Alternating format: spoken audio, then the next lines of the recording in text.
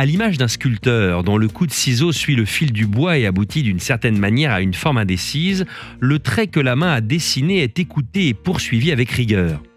Ceci permet de nous laisser emmener là où nous refusons d'aller et enfin ainsi de passer quelque peu en second plan face à la nature en ne travaillant plus pour l'esthétique mais pour une beauté.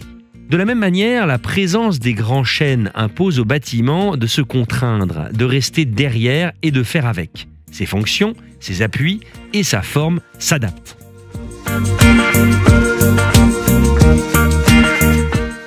Le respect des arbres et de la topographie existante, l'implantation en contrebas du sommet du lieu ont déterminé la manière de rester en second plan face à la nature.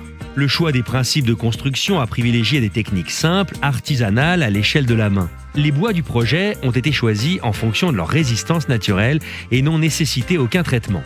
Les 2/3 du volume de bois consommé est local, moins de 100 km. La finition des murs est en bois brut. Les sols sont en pavé de bois de bout d'acacia et le platelage en chêne.